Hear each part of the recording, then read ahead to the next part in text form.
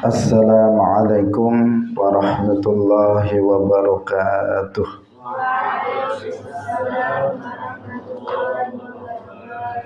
Alhamdulillahi rabbil alamin. Lahun ni'matu wa lahul fadlu wa lahul thana'ul hasan. Wassalawatullahil barrir rahim wal malaikatil muqarrabin ala sayyidina wa maulana Muhammadin wa ala alihi wa ashabihi tayyibin at-tahirin.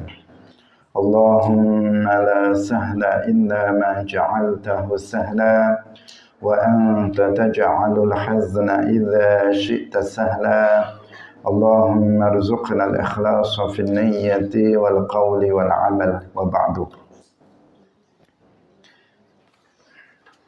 Ila Nabiyil Mustafa sallallahu alaihi wasallam wa ikhwanihi minal anbiya'i wal mursalin wa syuhada'i was salihin, khususan ila sultanil awliya Syekh Abdul Qadir Al-Jilani wa Syekh Ahmad Ar-Rifai wa Syekh Bahauddin An-Naqsyabandi wa Syekh Abdullah Al-Harari wa ila arwahi muassisi jam'iyyati Nahdlatul Ulama Syekh Muhammad Hashim Ash'ari wa Syekh Bisri Sansuri wa Syekh Abdul Wahhab Hasbuwah wa ila arwahi jami'i ahli al-qubur minal muslimin wal muslimat.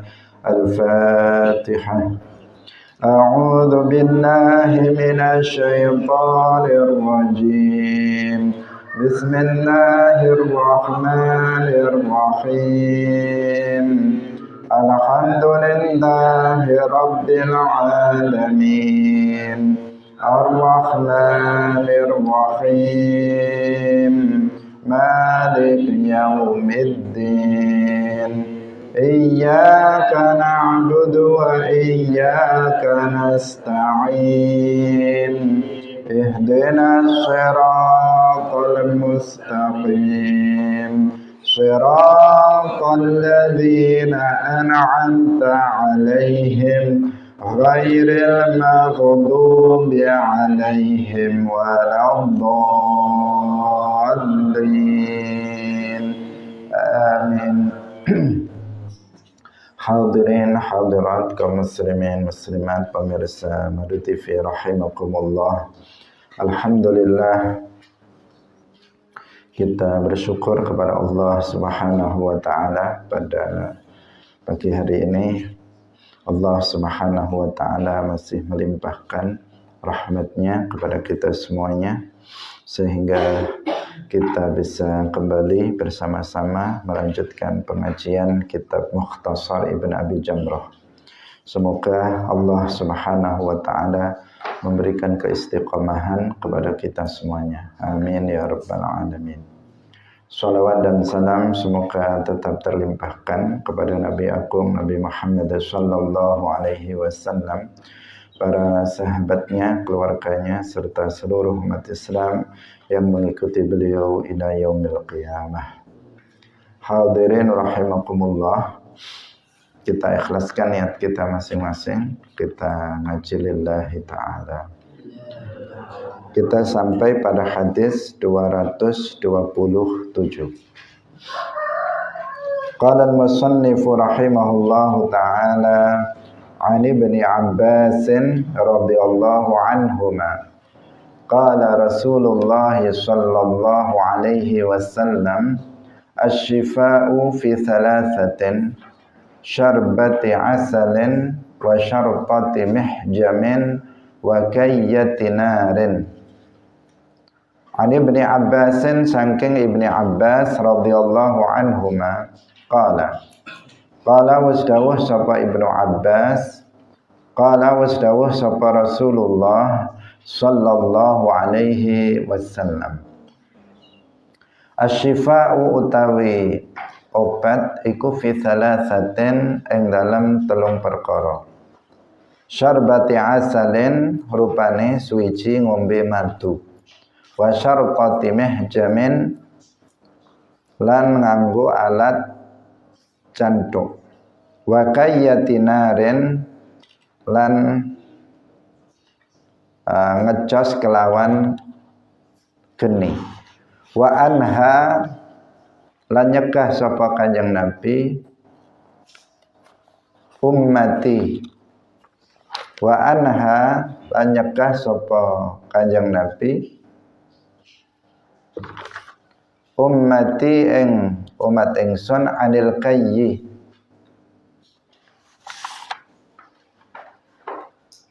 wa anha lan nyegah sapa ingsun gitu ya. Naha yanha wa anha lan nyegah sapa ingsun Kanjeng Nabi ummati ing umat ingsun anil kayyi saking ngecos kelawan geni. Rafa'a marfu'aken al hadisa sapa perawi al hadisa ing hadis. Hadirin rahimakumullah. Diriwayatkan dari Abdullah bin Abbas radhiyallahu anhuma, beliau berkata, Rasulullah shallallahu alaihi wasallam bersabda, obat itu ada dalam 3 perkara. Yang pertama, minum madu. Yang kedua, menggunakan alat bekam. Yang ketiga, yaitu dengan cara kayyatinarin, yaitu dengan cara ngecos dengan api, artinya semacam menyetrika dengan api. Nanti kita jelaskan. Dan beliau dan aku Rasulullah Shallallahu Alaihi Wasallam, beliau mengatakan melarang umatku anil kayyi, dari al kayyi. Hadirin rahimakumullah. Rasulullah Shallallahu Alaihi Wasallam beliau mengatakan obat itu ada dalam 3 perkara. Obat yang dimaksud di sini dikatakan 3 itu Nabi tidak bermaksud untuk membatasi. Artinya bukan berarti pengobatan itu hanya dengan 3 perkara ini, tetapi bisa dengan yang lainnya. Bukan terbatas pada 3. Ketika Nabi mengatakan asyifa'u fi thalathatin, maksud Nabi bukan membatasi bahwa pengobatan itu hanya bisa dilakukan dengan 3 cara. Tidak. Tetapi 3 cara ini adalah merupakan sebagian dari metode pengobatan. Apa saja 3 hal itu? Yang pertama adalah syarbati asalin, yaitu dengan cara minum madu. Jadi dalam madu itu ada obat, ada keberkahan, sehingga kita dianjurkan untuk senantiasa mengkonsumsi madu untuk keberkahan dan kesehatan. Apabila sebelum minum madu, maka kita tambahkan misalnya dengan membaca Al-Quran, membaca suratul Fatihah misalnya sebelum minum madu, maka itu akan lebih berkah, lebih banyak keberkahannya. Jadi mengkonsumsi madu adalah salah satu cara agar badan kita kalau sakit itu bisa sembuh dari penyakitnya. Jika tidak, maka akan terjaga kesehatan, kondisi badan kita akan senantiasa baik, akan senantiasa sehat dengan keberkahan minum madu. Tapi madu sekarang banyak yang nggak asli ya, atau dipaksa untuk asli padahal tidak asli. Nah, tentu madu yang dimaksud ya, yang betul-betul dia adalah madu yang akan bermanfaat bagi kesehatan. Kemudian yang kedua, wasyartati mihjamin, yaitu dengan menggunakan alat untuk bekam. Mihjam itu alat, ya, ismul alah, artinya di situ alat untuk berbekam, yaitu mengeluarkan darah yang kotor. Di badan kita ada darah-darah kotor yang itu menyebabkan munculnya penyakit pada badan kita. Dengan disedot, dikeluarkan darah yang kotor itu dengan menggunakan alat cantok atau bekam, maka badan kita akan menjadi sehat kembali. Maka melakukan cantok atau bekam secara berkala, misalnya sebulan sekali, 2 bulan sekali, secara berkala itu sesuatu hal yang baik dan sesuai dengan sunnah Nabi, karena Nabi Shallallahu Alaihi Wasallam beliau melakukannya dan beliau juga merekomendasikan kepada kita agar menjaga kesehatan kita dan berobat dengan cara bekam itu. Yaitu bekam itu intinya mengambil darah kotor yang ada pada badan kita. Wa kayyatinarin, yang ketiga adalah kayyatinarin. Kayyah itu mengecos badan dengan api. Jadi kalau mikwah itu kan artinya setrika. Jadi semacam api dipanaskan, asap sebuah alat dipanaskan, kemudian dicoskan, dicoskan ke bagian yang sakit. Itu juga cara pengobatan. Sekarang malah berbagai macam jenis pengobatan itu. Ada yang menggunakan misalnya listrik dan sebagainya, di setrum sama listrik. Ini kan juga api, bagian dari api. Itu juga salah satu metode pengobatan, dan masih banyak lagi metode-metode lainnya, akupuntur dan lain-lain. Nah, tetapi di sini Nabi bersabda, aku melarang. Melarang di sini maksudnya melarang makruh, bukan haram, tetapi melarang dengan pengertian makruh. Aku melarang umatku, melarang makruh bukan melarang haram, anil kayyi, yaitu pengobatan dengan secara tadi itu, yaitu dicas dengan api. Nabi melarang itu, artinya tidak haram, tetapi hukumnya adalah makruh. Jika masih ada cara yang lain, maka menggunakan cara yang lain, dengan bekam atau dengan minum madu atau cara-cara yang lainnya. Jika sudah nggak ada jalan yang lain kecuali dengan cara dicas dengan api tadi, maka itu bisa dilakukan. Tentu saja semuanya termasuk berbekam, termasuk dicas dengan api, itu hanya bisa dilakukan oleh ahlinya. Nah, yang tidak ahli, maka jangan memberanikan diri untuk melakukannya, atau jangan kita datang kepada orang yang enggak ahli. Misalnya kita berbekam kepada orang yang enggak pernah talaki cara berbekam dengan benar, karena bisa berakibat fatal.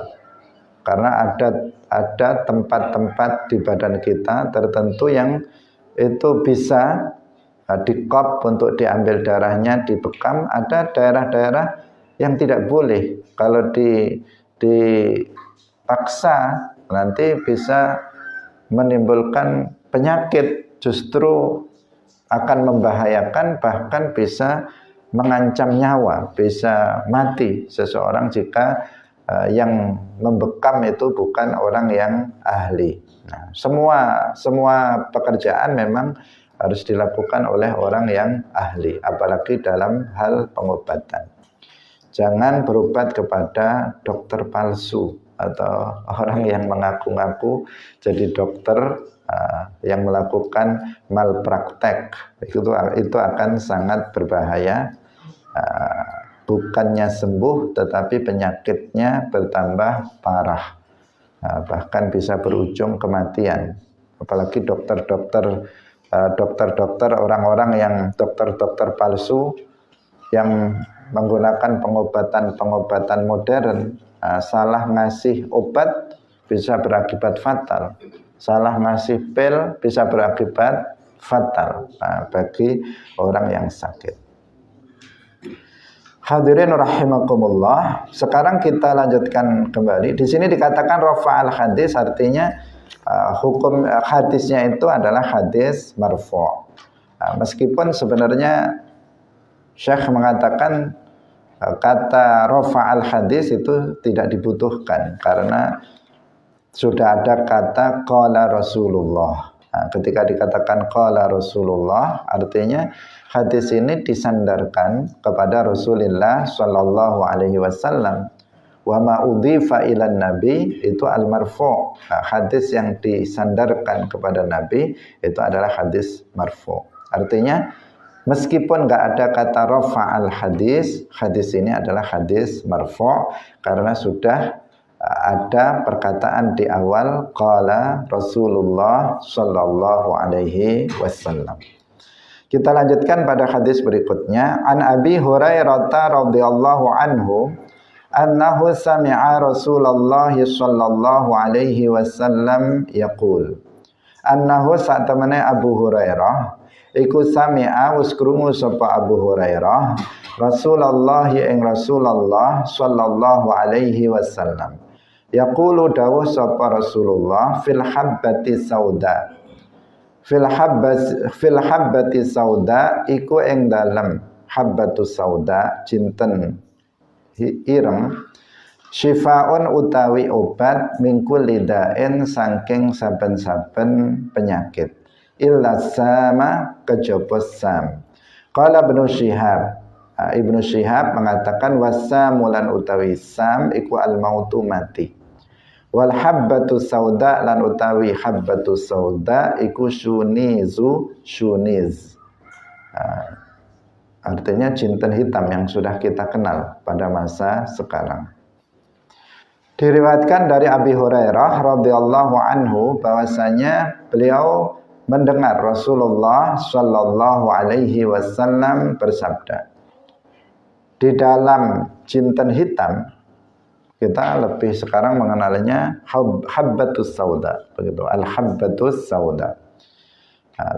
Kalau kita bilang jinten hitam malah mungkin banyak orang yang enggak paham. Tetapi ketika disebut al-habbatus sauda itu justru sudah difahami karena memang sudah sangat masyhur tentang biji ini, biji hitam yang kemudian lebih masyhur disebut dengan sebutan al-habbatus sauda.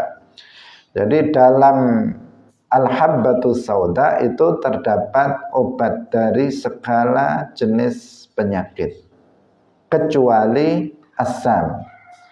Ibnu Syihab mengatakan asam artinya mati, kecuali mati, nggak bisa diobati. Kalau sudah mati, nggak bisa diobati pakai jinten hitam atau al-habbatus sauda. Pasti kalau sudah mati nggak ada obatnya, nggak bisa dibangunkan untuk kemudian hidup kembali. Hadirin rahimakumullah, ini hadis ini menjelaskan kepada kita tentang salah satu jenis obat yaitu al-habbatus sauda. Maka kita bisa menggunakan al-habbatus sauda ketika kita sakit untuk sebagai pengobatan atau ketika kita enggak sakit dalam rangka untuk menjaga kesehatan agar kita tetap fit, tetap sehat. Dan sekarang sangat mudah untuk mendapatkan al-habbatus sauda. Karena al-habbatus sauda sudah dikemas dalam bentuk kapsul, dalam bentuk pil dan sebagainya. Sehingga kalau kita ingin mengkonsumsi al-habbatus sauda itu bisa dengan mudah kita cari di apotek-apotek dan lainnya. Nah, al-habbatu as-sauda. Teringat tentang hadis ini, ada sebagian orang yang tidak talaqi dalam belajar hadis. Dikisahkan ada seseorang yang dia memiliki seorang putri yang ayahnya ini sangat menyayangi putrinya tersebut. Suatu ketika putrinya ini sakit parah, sudah dicari obatnya, sudah dibawa ke dokter, tabib dan sebagainya, orang-orang yang ahli dalam pengobatan tetapi tidak kunjung sembuh.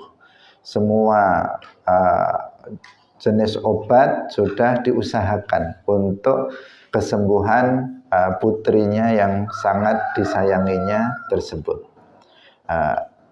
Tetapi tidak kunjung sembuh juga anak perempuannya ini, putrinya ini, sampai kemudian dia teringat dengan kitab hadis yang dimilikinya.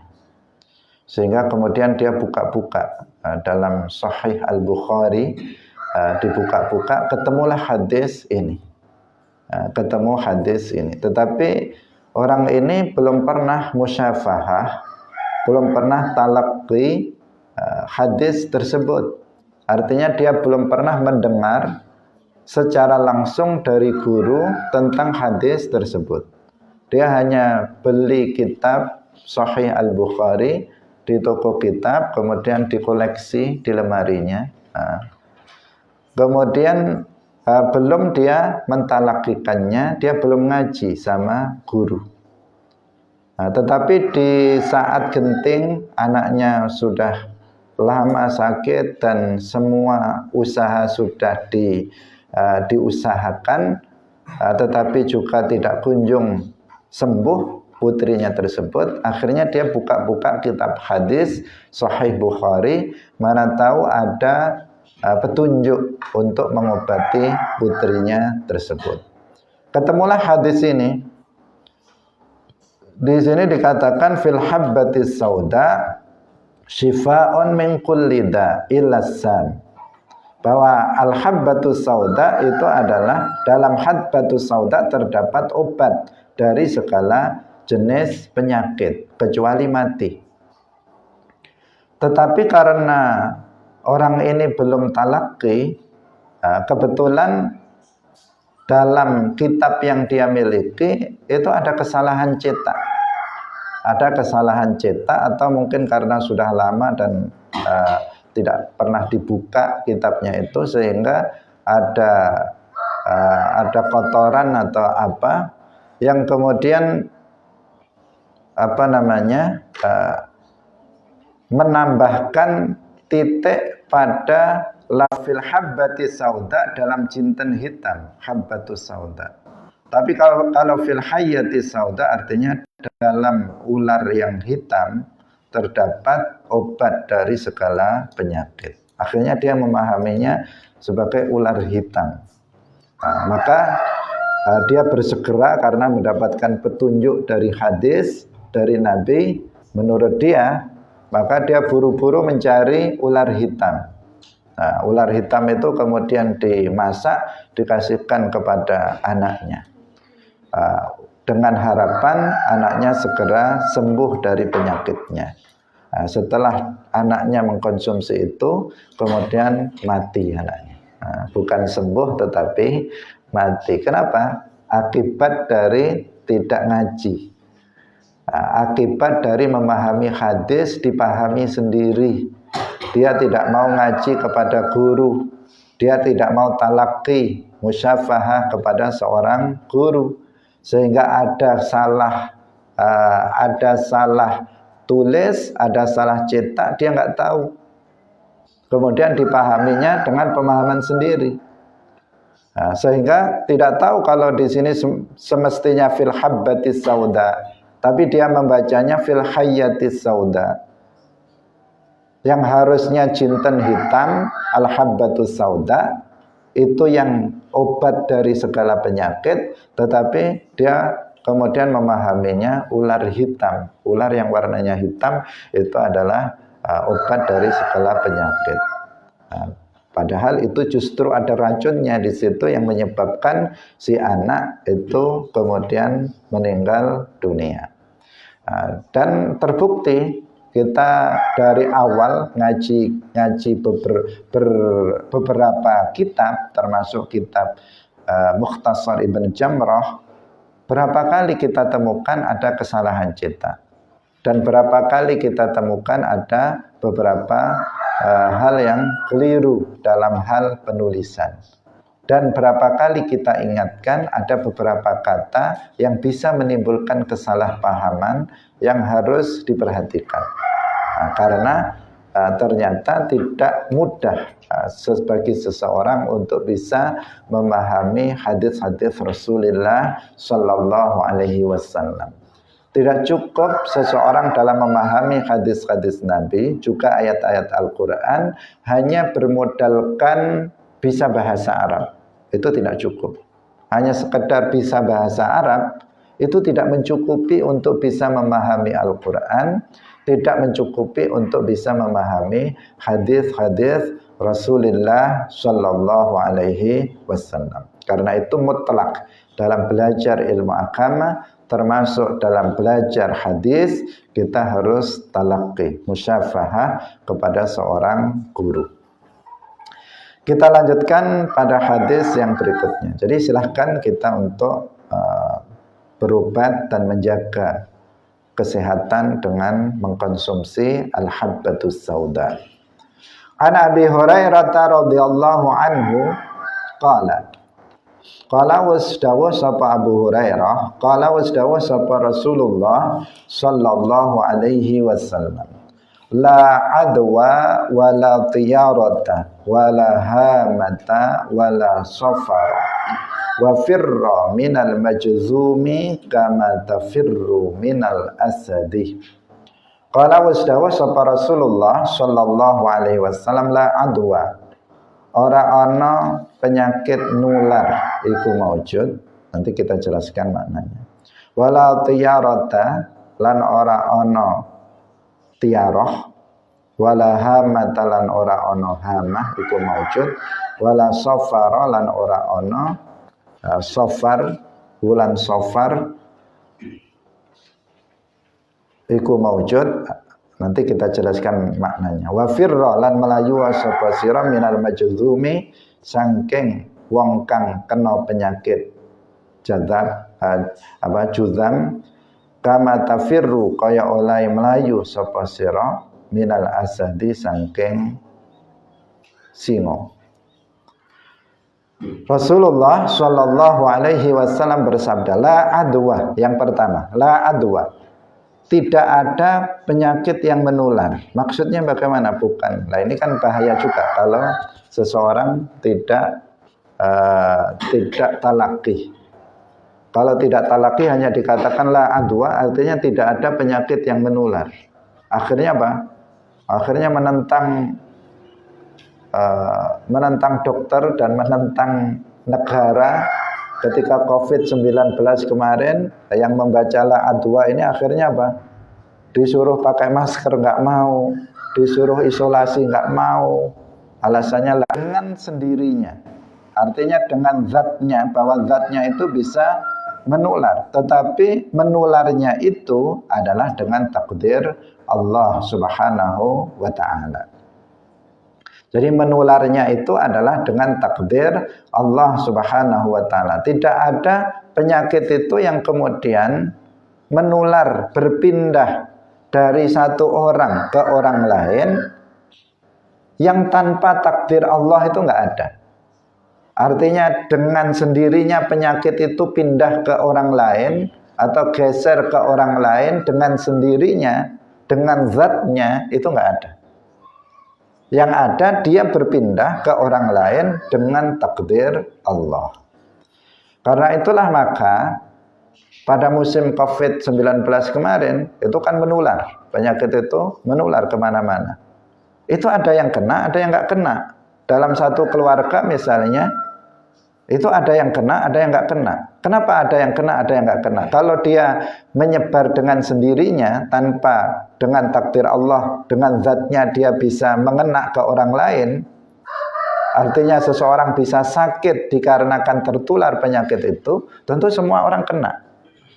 Tetapi nyatanya enggak.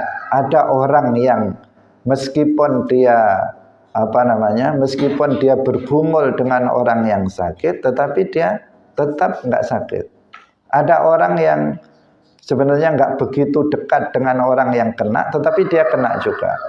Kenapa? Karena sesungguhnya taksir yang menjadikan seseorang itu sakit disebabkan oleh penularan itu adalah Allah Subhanahu wa ta'ala.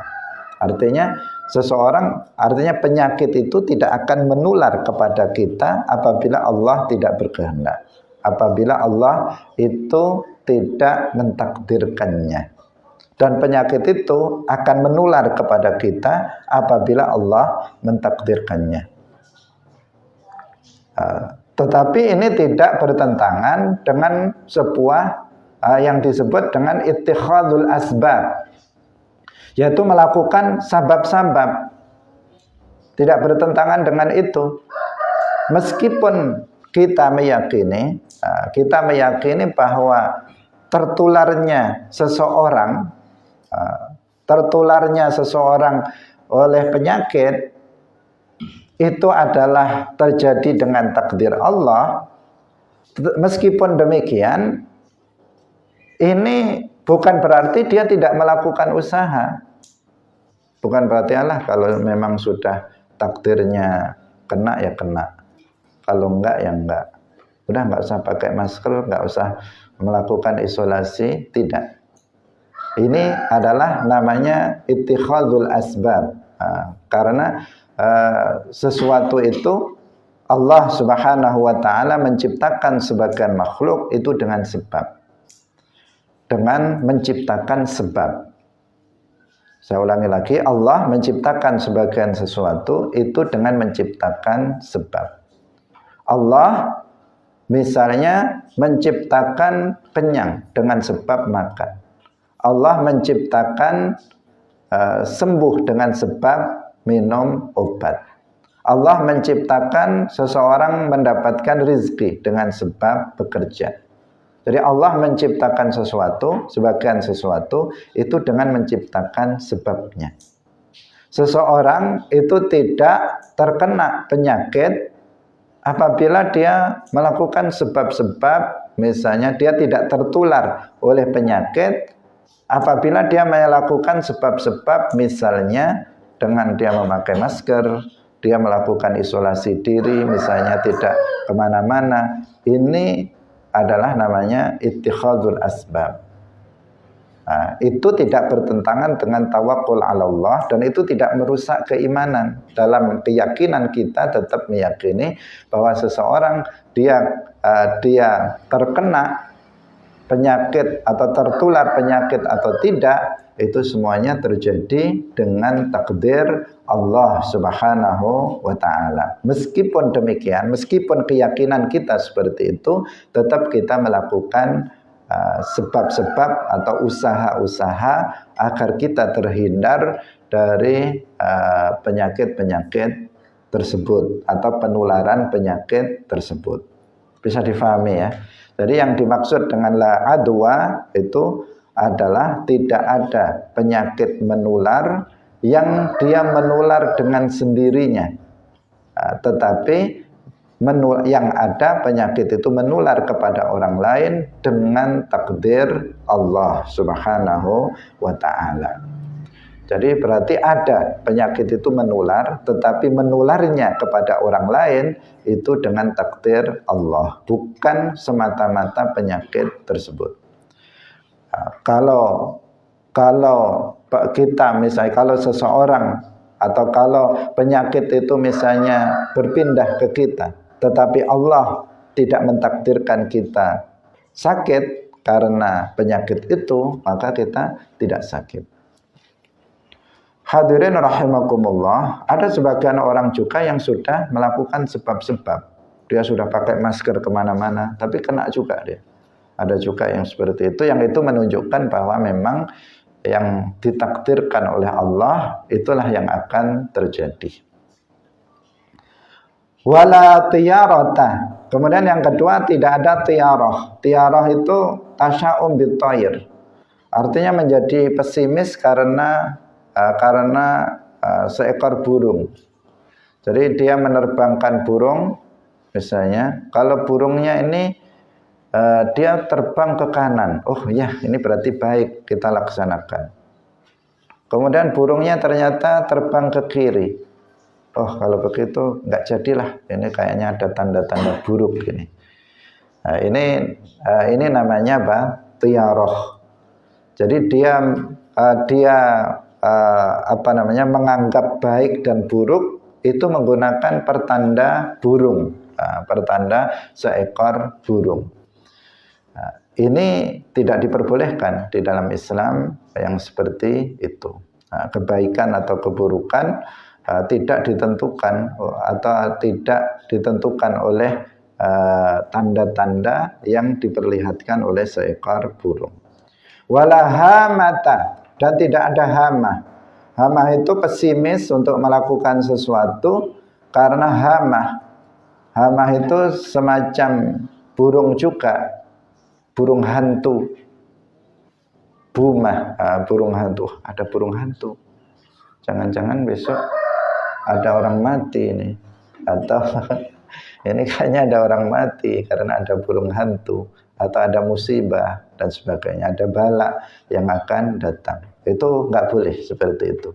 Itu yang disebut dengan hama. Jadi merasa pesimis karena melihat burung hantu. Atau sebagian mengartikannya burung gagak. Tetapi yang kita dengar itu adalah burung hantu. Kan sering kita, bukan hanya di Arab saja, ini kan konteksnya Arab. Tetapi di Jawa juga ada seperti itu. Kalau lihat burung hantu, maka wah, siapa ini yang mati ini? Ketika melihat burung hantu, kemudian dia berpandangan bahwa ada yang mati pada hari ini. Itu tidak ada dalam Islam yang seperti itu. Tidak semestinya kita mempercayai hal-hal yang seperti itu.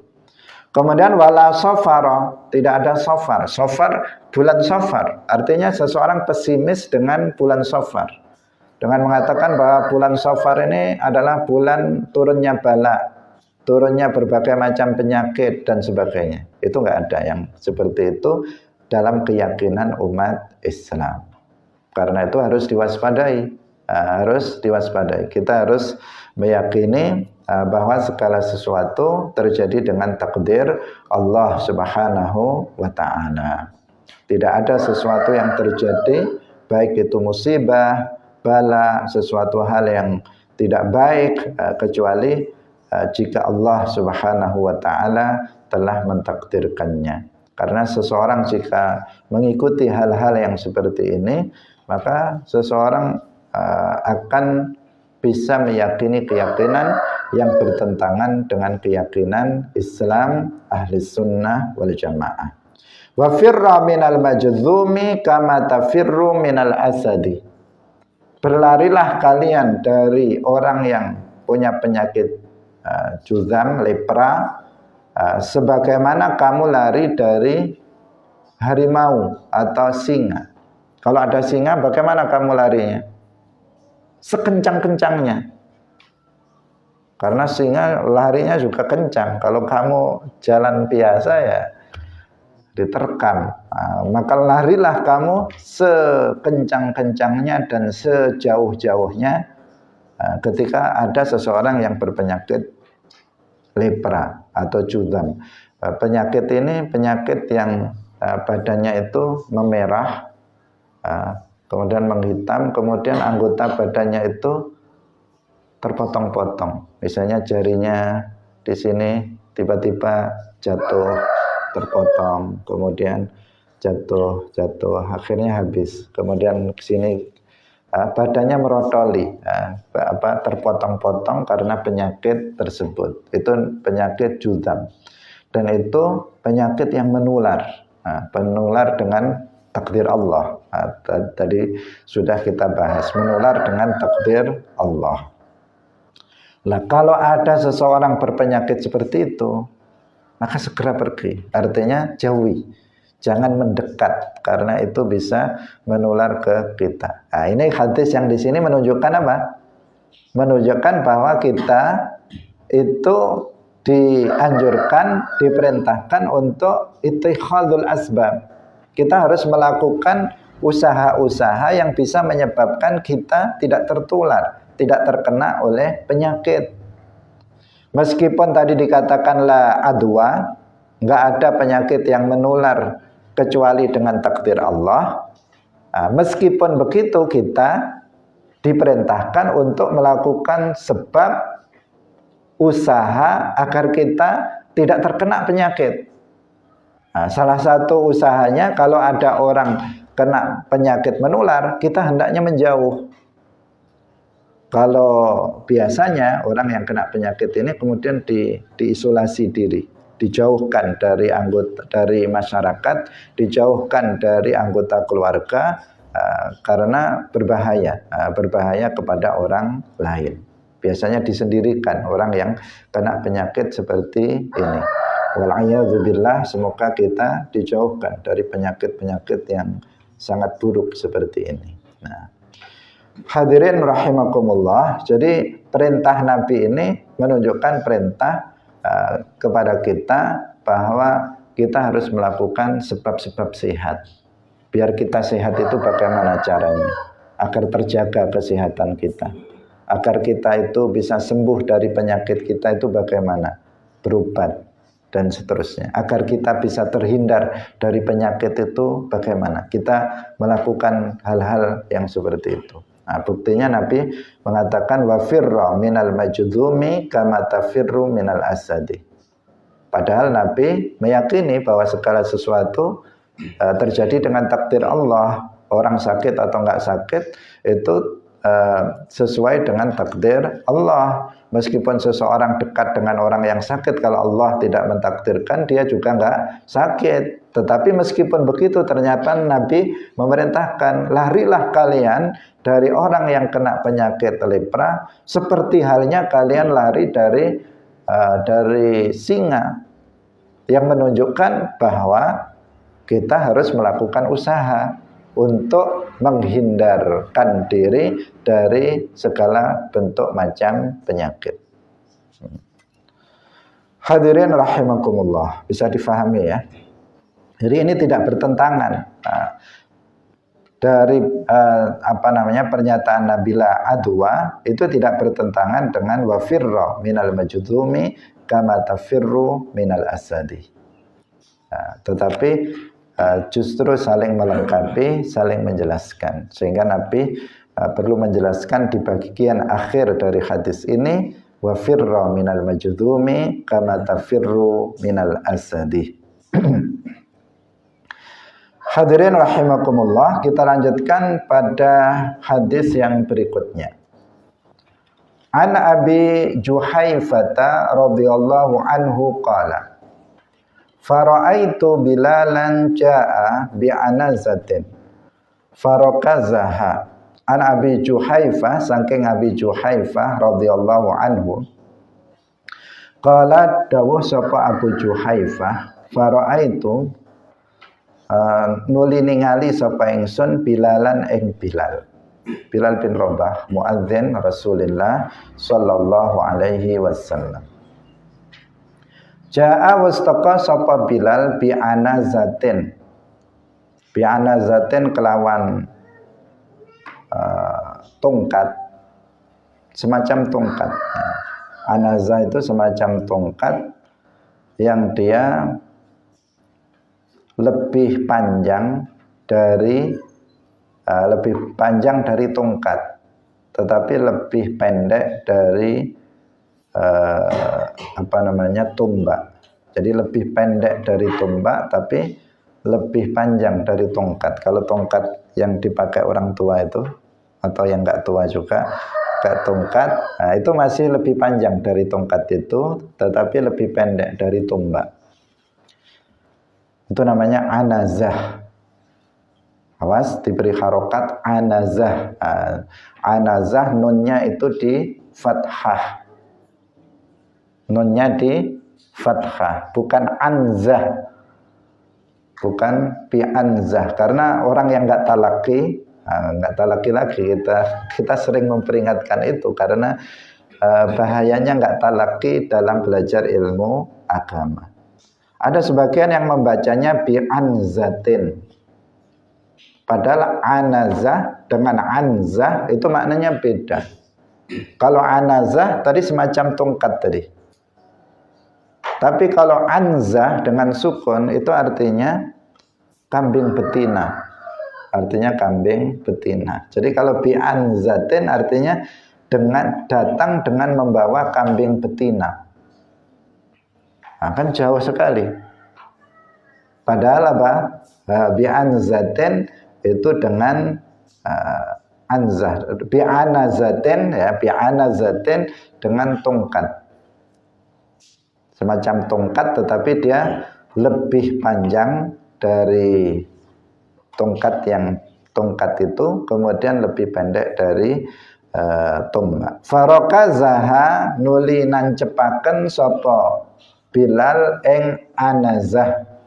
Summa aqama nuli ngomati sapa Bilal as-sholata ing salat. Fara'aitu nuli ningali sapa ingsun Rasulullah ing Rasulullah sallallahu alaihi wasallam kharaja metu sapa Rasulullah fi hullatin musyammiran ing dalam pakaian musyammiran. Musyammiran artinya yang pakaian kang dhuwur, pakaian kang dhuwur bagian ngisore di atas mata kaki. Fasalla nuli salat sapa Kanjeng Nabi rakaataini ing rakaat ilal anazati ngadep maring anazah, maring tongkat tadi. Wa raaitu lan ningali sapa ingsun annasa ing menungsa wa dawabalan pira-pira binatang kang ngambah yamurruna padha lewat sapa annas wa dawab baina yadaihi ing dalem ngarepe tongkat atau min baina yadaihi ing dalem ngarepe Kanjeng Nabi min warail anazati saking sisih burine anazah tongkat mau. Diriwayatkan dari Abu Juhaifah radhiyallahu anhu, beliau berkata, aku melihat Bilal bin Rabah, muadzinnya Rasulullah sallallahu alaihi wasallam, bahwa beliau datang dengan membawa tongkat, kemudian tongkat itu ditancapkan. Farokaza artinya tongkat itu ditancapkan di tanah. Kemudian Bilal aqama artinya membaca iqamah karena beliau adalah muadzin, azan dan iqamah. Beliau membaca iqamah untuk sholat, dan aku melihat Abu Juhaifah melihat Rasulullah Shallallahu Alaihi Wasallam itu keluar dari rumah beliau dengan menggunakan pakaian yang pakaiannya itu bagian bawahnya itu tinggi. Bagian bawahnya itu tinggi, artinya di atas mata kaki. Karena menggunakan pakaian sampai di bawah mata kaki itu disebut isbal, dan hukumnya itu dirinci. Apabila seseorang melakukan isbal untuk sombong, untuk menyombongkan diri, maka hukumnya haram. Tetapi jika seseorang itu melakukan isbal, yaitu memakai celana, ini untuk laki-laki bukan untuk perempuan, dia memakai celana atau sarungnya sampai di bawah mata kaki atau isbal, tidak dengan tujuan sombong, tetapi memang kebesaran celananya atau sarungnya, dia belum bisa pakai sarung dengan baik, sehingga sarungnya sampai di bawah mata kaki, ngelembreh ke tanah, maka hukumnya makruh. Maka hendaknya kalau laki-laki itu memakai celana atau sarungnya di atas mata kaki, apalagi apabila kita sedang melaksanakan sholat, karena hukum minimal dari isbal itu adalah makruh. Maka dalam sholat jangan kita melakukan sesuatu yang hukumnya makruh, karena akan bisa mengurangi pahala sholat kita. Maka sebelum kita sholat, periksa dulu celananya, sarungnya. Pastikan sarungnya itu di atas mata kaki, tidak di bawah mata kaki. Itu untuk laki-laki. Kalau perempuan ya harus sampai ke lantai, harus ke tanah untuk memastikan bahwa auratnya sudah tertutup seluruhnya. Ini yang pertama ya, yang pertama yang kita perlu jelaskan. Kemudian dikatakan fasalla rakaataini ilal anazah. Rasulullah itu salat menghadap ke tongkat yang ditancapkan oleh Bilal tadi. Ini adalah dalil tentang kesunahan kita memakai sutroh, namanya sutroh. Kalau kita sholat itu memasang sutroh di hadapan kita sebagai batas dari sholat kita. Jadi kalau kita misalnya sholat di sini, di ruangan seperti ini, maka kita cari posisi yang di depannya misalnya tembok seperti ini. Ini temboknya sebagai sutra, atau misalnya ini tiang, kita sholat di belakangnya. Ini kalau kita sholat sendirian, misalnya kita sholat di belakangnya dan kita jadikan tiang sebagai sutra. Kalau seseorang sudah memasang sutra dengan ketentuan-ketentuan yang telah ditentukan dalam syarak, sudah terpenuhi, sutroh itu sudah terpenuhi dan dia sudah memasangnya, maka tidak boleh atau haram bagi seseorang untuk melewati atau lewat berjalan di depan orang sholat itu, yaitu antara orang yang sholat dengan sutroh.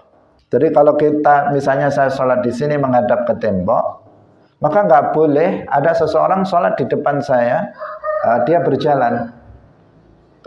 Artinya saya ke sholat menghadap sutroh yang sudah sesuai dengan ketentuan syarak, maka nggak boleh seseorang lewat di depan saya, nggak boleh. Haram hukumnya. Haram hukumnya, tidak boleh dilakukan. Paham? Tetapi di mana jalannya? Jalannya di depan sutroh.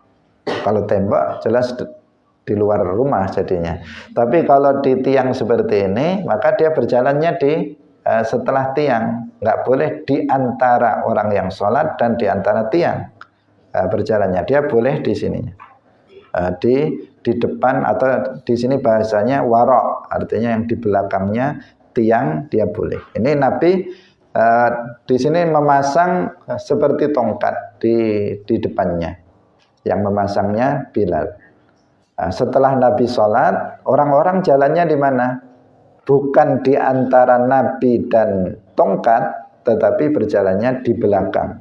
Di belakang tongkat itu. Di antara anazah tongkat tersebut dan kiblat. Bukan antara orang yang sholat dan antara anazah atau tongkatnya itu. Paham ya? Jadi ketika sutroh itu sudah dipasang, maka nggak boleh seseorang berjalan di depannya pas. Tetapi apabila seseorang nggak memasang sutroh yang sesuai dengan ketentuan syarak, maka tidak ada larangan bagi seseorang untuk berjalan di depannya. Misalnya kamu sholat di situ, di belakang situ, tidak memakai sutroh di hadapannya, nggak pasang sajadah, tidak pasang sutroh, nggak ada tanda batas kamu dalam sholat. Maka ketika ada orang jalan pas di depan kamu, sedangkan kamu sholat, dia berjalan di depan kamu, maka dia tidak berdosa. Kenapa? Karena kamu tidak memasang sutroh. Tapi jika sutroh sudah terpasang sesuai dengan ketentuan syarak, maka haram hukumnya berjalan di hadapan langsung antara dia dan sutroh. Tapi jika ada orang lewat, kita orang yang sholat juga kita menghalanginya. Kita juga menghalangi, kita beri tanda begini misalnya agar dia tidak lewat di depannya dalam rangka untuk nahi mungkar. Karena jika dia berjalan di depan kita, dia akan berdosa. agar dia nggak berdosa, kita cegah dia agar dia tidak berjalan dan berjalan di belakang sutroh, tidak di antara orang yang sholat dan sutroh. Bisa difahami ini ya. Di sini dikatakan wa ra'aitun nasa wad-dawaba yamurruna baina yadayhi. Berjalan di depan Nabi tetapi min wara'il anazah. Dari belakang tongkat yang dipasang itu, bukan di antara Nabi dan tongkat yang dipasang. Hadirin rahimakumullah, waktu sudah lewat, semoga bermanfaat yang kita sampaikan pada pagi hari ini. Barakallahu fikum, wallahul muwaffiq ila aqwamit thoriq. Wassalamualaikum warahmatullahi wabarakatuh. La ilaha illallah. Allahumma salli ala sayyidina Muhammad wa ala alihi wa sahbihi wasallim. Rabbi ghfirli wa liwalidayya wa lil mu'minina wal mu'minat.